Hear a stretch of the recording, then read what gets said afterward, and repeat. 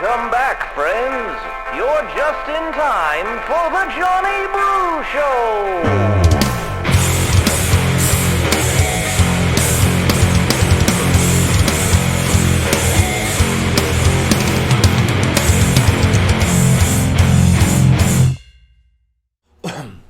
What's going on, everybody? My name is John Brookhagen, host of the Johnny Brew Show, and welcome back to another episode of the Johnny Brew Show. Just a reminder, please don't forget to subscribe. Also hit the notification bell so when we go live, you can participate. Also, some of you might have heard YouTube is really cracking down on misinformation. And, you know, if you love the Johnny Brew Show's misinformation, you might have to follow us. So we're moving on over to Rumble.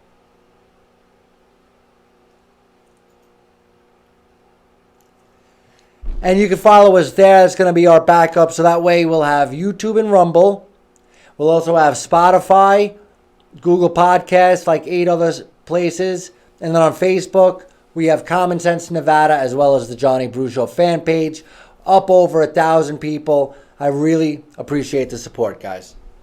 So let's get into, the debacle in Afghanistan. And these stories, whether you're talking about the border, or you're talking about Cuba, or you're talking about China and Hunter Biden and trade deals, the Ukraine or Afghanistan, these stories are continuing. Every day, the border is being flooded. Every day, there's somebody stuck in Afghanistan still not knowing how or when they'll be able to get out. People are being executed in the streets, hung, hands chopped off. Young girls are being traded like a commodity.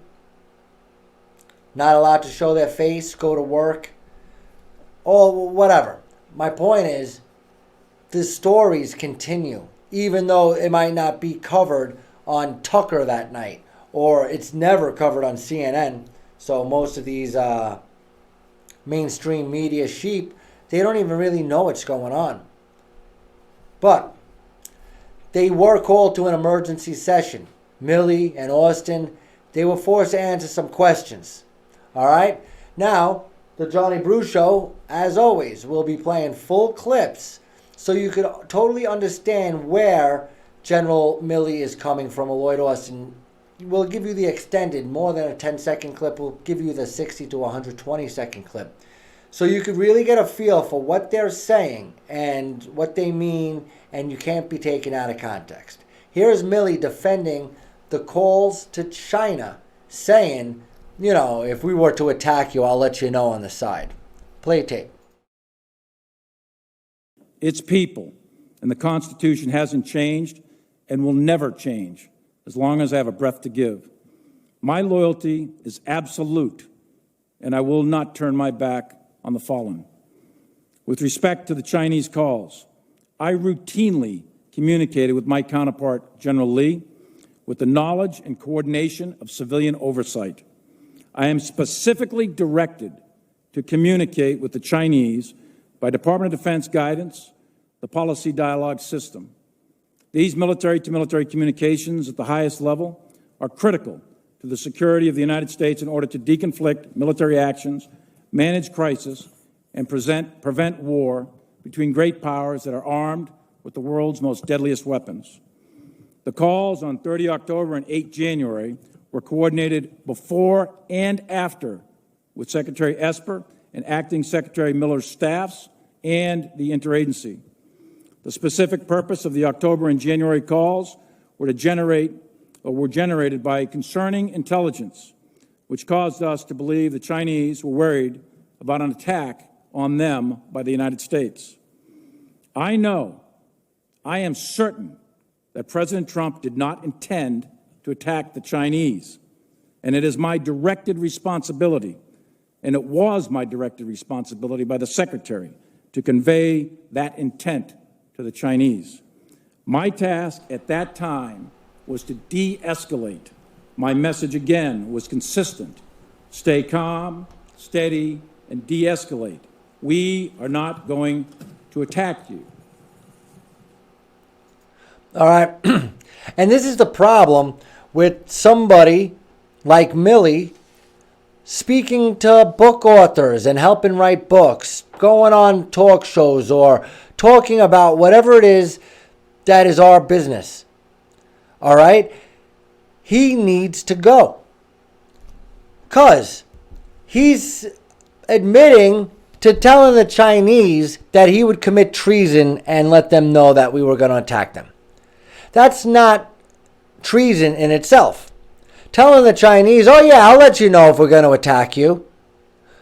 Sure, he very well could be telling them that, lying to them, trying to defuse the situation, which is not treason, or treasonous, or criminal, or anything else. It's like a cop lying to a suspect saying, hey, your buddy just confessed, why don't you confess too? Right? They might be unscrupulous, but sometimes when we're in tough situations, you gotta take out the big guns, and Milley's saying he just had to de-escalate. Well, now that you told that to a reporter and told that to a book author, the Chinese can no longer trust you because you're saying that you would never do that. So now the Chinese know you're lying to them. And then as we go on about the advice that you gave the president, your unwillingness to resign, you've either lied to Trump or to Biden, or to the author, or to China. Your story has too many holes. And the problem is, you've lied to someone. Best case scenario is you've only lied to the Chinese, which I don't buy because of what you're on record as saying about our former President Trump. But the best case scenario is you've only lied to the Chinese. But our Chinese are our most potent, important adversary. And now you can no longer have those backdoor communications. So if there is ever an event that needs to be diffused again, you are no longer able to do so. You are no longer able to do your job, even if you had all the best intentions all along. Therefore, you must resign. Here is Josh Hawley grilling Secretary Austin and making it very clear in no uncertain terms that we, the American people, believe that you, Lloyd Austin, left Americans behind and continue to this day to do so. We should be sending Marines or Navy SEALs or whoever in there to get Americans out if they want to be out.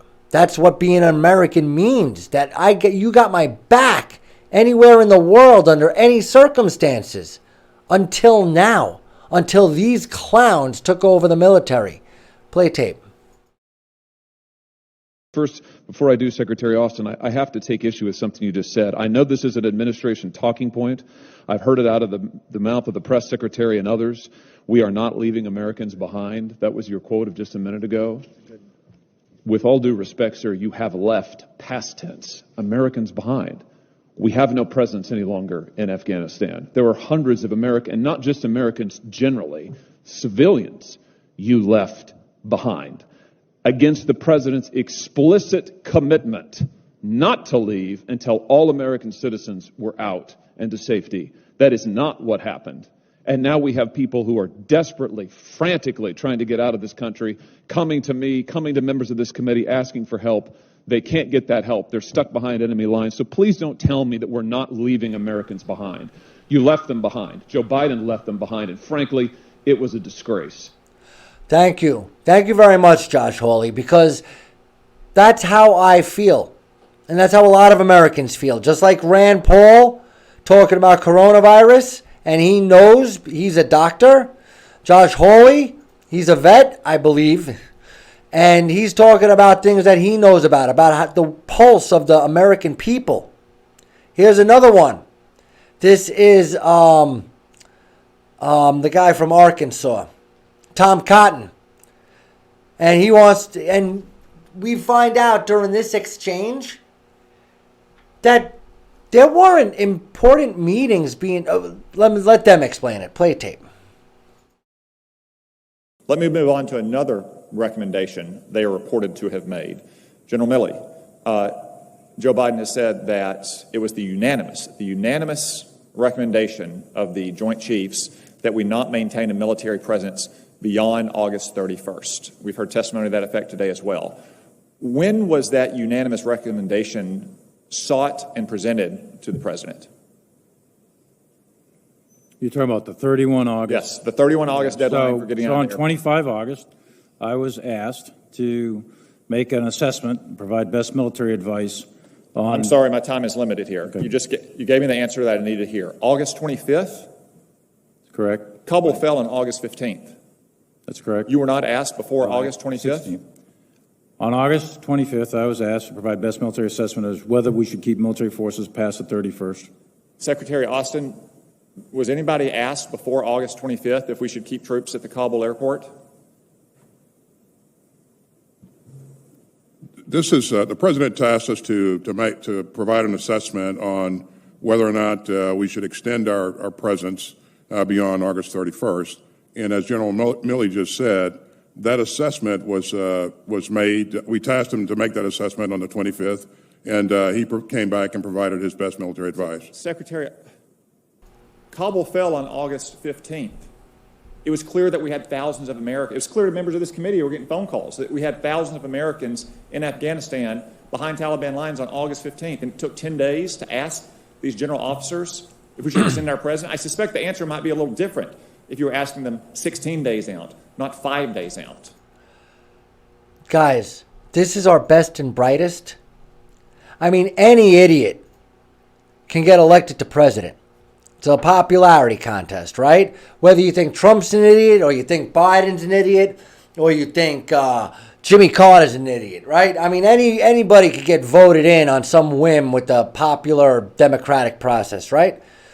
These two guys have been hand-chosen by multiple presidents and people, the deep state, whatever you want to call it. These two people are in charge of the strongest, most lethal armed fighting force in human history. And they are evasive, unintelligent, bumbling, and they talk and nothing's coming out of their mouth. Like they do the double talk, like to fill up time and space, not answering the questions that they know they're trying to be asked. And I'm sorry, if one of them asked a subordinate a question, and they started with this double speak and this mumbling bubble gum answers, they would ream them and say, "Stop beating around the bush and answer the question that I'm asking you. When was the date? Why did you wait 10 days to make a decision or to offer your opinion on this? The city has fallen. We got Americans behind enemy lines. What are we going to do?" What went on for those 10 days? You didn't discuss leaving troops past August 31st until we got all Americans out, while Joe Biden is going on TV making promises that we all knew at the time he wasn't going to keep?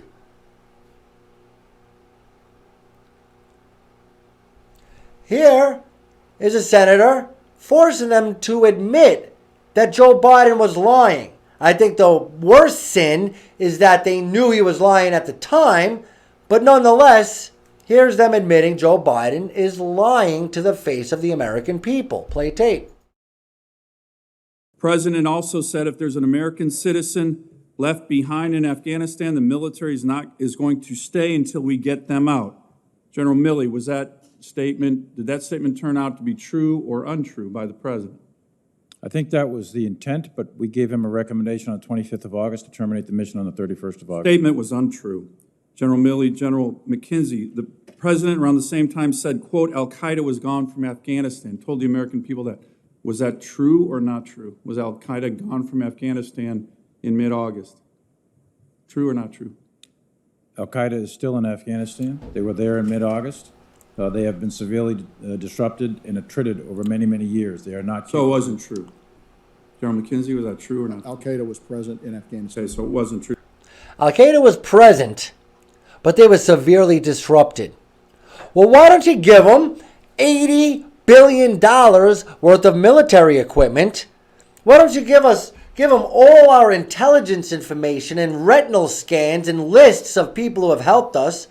Why don't you or for them to take control of Kabul while we're trying to evacuate. I'm sorry, these men are not impressive men. These men are not Dwight Eisenhower or Norman Schwarzkopf or even Colin Powell. These are not strong men.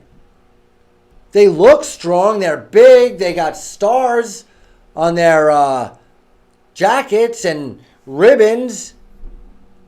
They're big in stature,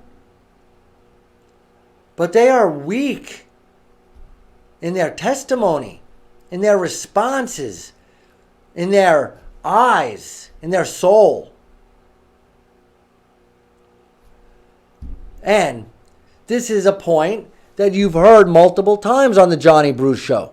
When we were supposed to be taking care of our people in Afghanistan, they were running around talking about white rage and pausing the military to get white supremacists out of the ranks.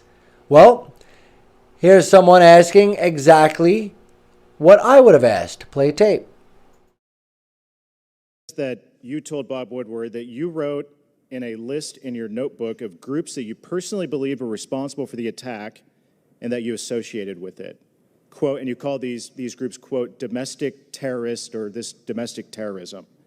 That list included in your notebook, according to Bob Woodward and from your conversations with him, Nazis and Oath Keepers, but it also included 2 conservative media outlets that you listed in your notebook, including the Epoch Times, which, by the way, is a news outlet that was founded by critics of the Chinese Communist Party, and Newsmax, which is the second most watched conservative media outlet in the country today.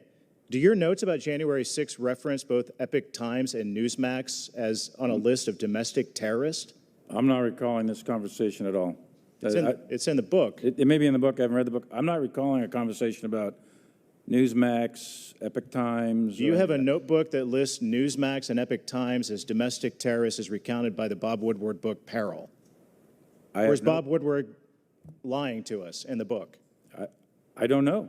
I don't recall any conversation about Epoch Times. Do you believe that Newsmax and Epoch Times are domestic terrorists or their viewers or readers are domestic terrorists? No, not at all. I don't think Epoch Times nor Newsmax are domestic terrorist organizations. Will you produce your notes to this committee? I'll produce that any you notes relayed to Bob Woodward in the book that you listed different groups that are responsible for January 6th? Sure, absolutely. I yield back. All right. I wish they didn't hammer on the fact of the Epoch Times and Newsmax being singled out as terrorist organizations. I wish they concentrated at the end more on the fact that he was right. They were worried about the wrong things at the wrong time. Worrying about January 6th and worried about white nationalists being in the military and being worried about white rage and reading books by Ibram X. Kendi. And you're going to tell me you're going to read books by Ibram X. Kendi, but you're not going to read books that are centered about you while you are still active, while you are still the top general in the U.S. military. You're the #1 advisor military-wise to the President of the United States. They write books about you, and you don't read them? That's an abdication of duty. #1, you shouldn't really be in a lot of books until after you retire. But if you're going to be, how do you not proofread them? So that way if there's something wrong, you could address it immediately. Being that you are a very, very important person at the exact moment in time. Anyway, thank you, Congressman Banks. Here is Senator Tom Cotton again, asking the question, why haven't you resigned? And he's going to be asked this question twice in the upcoming 2 videos. I need you to concentrate on his facial language. I'm a former poker player. I noticed these things right away. Watch his face, his reaction, and his inability to command respect. His inability to be believable when he answers these questions. Watch his face and his reaction very carefully. Play tape. One final question. General Milley, I can only conclude that your advice about staying in Afghanistan was rejected. I'm shocked to learn that your advice wasn't sought until August 25th on staying past the August 31 deadline. I understand that you're the principal military advisor, that you advise, you don't decide, the president decides. But if all this is true, General Milley, why haven't you resigned? Senator, as a senior military officer, resigning is a really serious thing. It's a political act if I'm resigning in protest. My job is to provide advice. My statutory responsibility is to provide legal advice or best military advice to the president, and that's my legal requirement. That's what the law is. The president doesn't have to agree with that advice. He doesn't have to make those decisions just because we're generals. And it would be an incredible act of political defiance for a commissioned officer to just resign because my advice is not taken. This country doesn't want generals figuring out what orders we are going to accept and do or not. That's not our job. The principle of civilian control of the military is absolute. It's critical to this republic. In addition to that, just from a personal standpoint, you know, my dad didn't get a choice to resign at Iwo Jima, and those kids that are at Abbey Gate, they don't get a choice to resign. And I'm not going to turn my back on them. I'm not going to resign. They can't resign, so I'm not going to resign. There's no way. If the orders are illegal, we're in a different place. But if the orders are legal from civilian authority, I intend to carry them out. Thank you, Senator Cotton. You know, just because he says the words that it's a civilian authority and he takes his orders from the civilian leader, just because he says that word doesn't abdicate him from the fact that he did those things, especially when Trump was in office. He's on record as saying he's subverting Trump's wishes and he's working against him, thinking that Trump is not mentally fit, thinking that Trump has lost his marbles. Which, I don't think he really thought that, but he was saying that he thought that to be in Nancy Pelosi's good graces. Nancy Pelosi is not in charge of the military, so I don't even know why they're in such frequent contact, that they're having such conversations. All right? But here's Ronnie Jackson asking him again, why won't you resign? And again, I want you to concentrate on the facial reaction of Milley, General Milley, when he's asked the question, will you resign? Play tape. General McKenzie, General Milley, for being here today. It's a very important hearing that we're having here. I appreciate the committee's urgency in making this happen. While there was bipartisan support for withdrawal from Afghanistan, there were differences in opinion on how that should have been conducted. Something we should all be able to agree on is that the withdrawal should have been conditions-based and there should not have been any political motivation involved in this decision, which I don't think was the actual case. But, General Milley, I'd like to ask you, how often were you in contact with your Chinese counterpart discussing our evacuation efforts in Afghanistan? Zero. Okay. And I agree with you, conditions-based. General Milley, on August 18th, you were quoted as saying, the time frame of a rapid collapse was widely estimated and ranged from weeks to months, and even years following our departure. There was nothing that I or anyone else saw that indicated a collapse of this Army and this government in 11 days. Between the 18th and the 21st of June, in just 4 days, 21 districts in 9 provinces fell to the Taliban, and the Afghan security forces quickly surrendered and abandoned their post. This was an obvious beginning to the end of the Afghan army and to the Taliban takeover. General Milley, what were you doing during this time frame? Before you answer that question, let me tell you, you were just 2 days prior to when these provinces fell. You were here in our committee on June 23rd. You sat before this committee and you listed some of your concerns that we talked in depth about. One was defending critical race theory in the military, telling us you want to understand white rage, telling us how offended you were to be labeled as woke, and worrying about what caused American civilians to enter the Capitol on January 6th. I submit to you that perhaps we would not have had 13 service members and hundreds of Afghans killed, 18 service members wounded, and countless U.S. citizens abandoned and left as Taliban hostages if you had been more focused on your duty to this country instead of defending and pandering to the Biden administration's woke social experiment with the United States military, doing book interviews, and colluding with Chinese military officials. Yesterday, Senator Cotton asked you why you haven't resigned, and you said you were not going to resign just because the president didn't take your advice. Well, I submit to you, sir, that you should resign because of your dereliction of duty to this country and your inability to do your job and protect this country. It has become abundantly clear that the American people have completely lost confidence in your ability to do your job. General Milley, will you now resign? I serve at the pleasure of the President, Mr. Jackson. I yield back my time. You know, does he sound like a 13-year-old girl? That's a guttural reaction. That's a involuntary tell, is what we call it in poker. He wasn't able to control it. He can't control his middle school instinct to blow off a bully. That's supposed to be the strongest man in our country. And he gets destroyed by Ronnie Jackson. And Ronnie Jackson was absolutely correct. He has lost the confidence of the people of this country, as has Secretary Austin. Now, my prediction is Milley ain't going to be around long, but they're not going to be able to get rid of Secretary Austin. That's my prediction. You'll see Milley bite the dust in about a month, but Austin's going to stay firm, which I think Austin is scarier than Milley, if you ask me personally.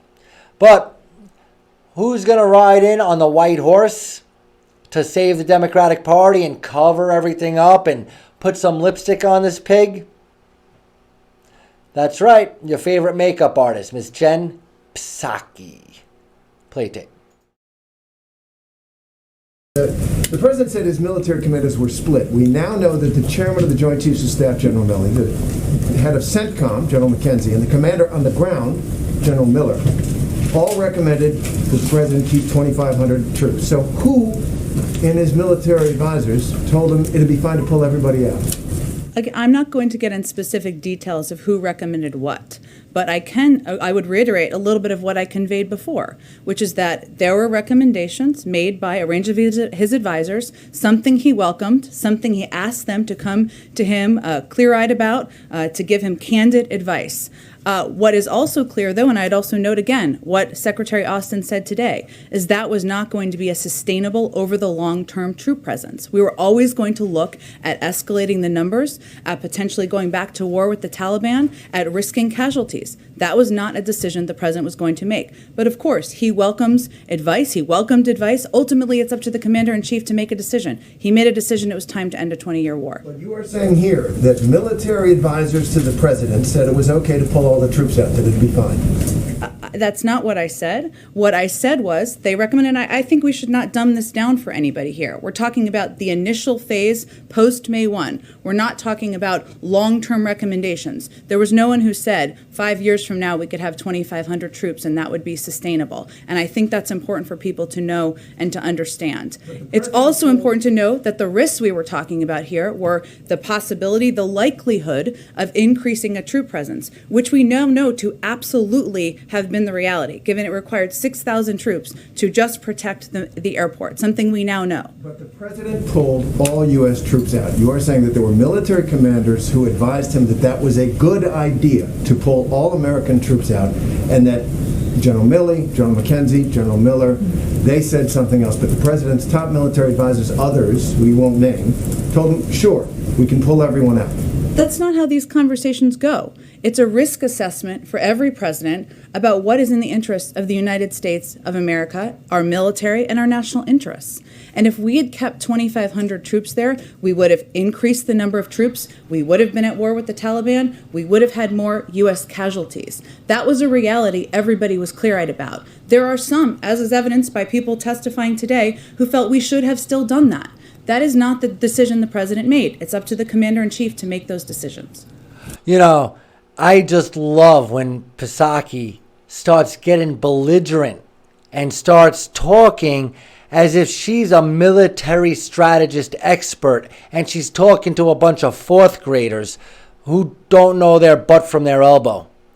She is so condescending and she doesn't know what she's talking. I mean, either she's blissfully ignorant or she's purposefully lying to the American people on the daily.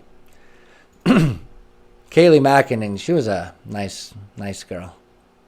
Anyway, guys, right now,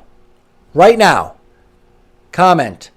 Tell me what you think about General Milley. I'd love to hear from you about Secretary Austin as well. But tell me, what do you think General Milley should do?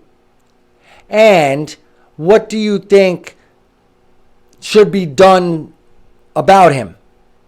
I need to know, should General Milley be fired? Should he resign before that happens? And more importantly, and I regret not having a chance to talk about the service member who broke the rules and broke chain of command by going on Facebook by making that speech, calling out his superiors. But now he did that on purpose. And now his parents are making the rounds on all the Sunday talk shows. And hopefully this brings a lot of light to this, because this is really important. All right? Guys, your homework is to comment right now about Mike Milley, and you need to subscribe. Not just to YouTube, but to Rumble. Thanks so much for your support, everybody. Please drop us a line, a comment. You could text us 702-501-75304. You could email us, the Johnny Brew Show at gmail.com. Hit up Common Sense Nevada on Facebook, the Johnny Brew Show fan page on Facebook, and Spotify, Apple Podcasts, 8 others, YouTube, and now Rumble. Thank you so much, everybody. I'll get you next time.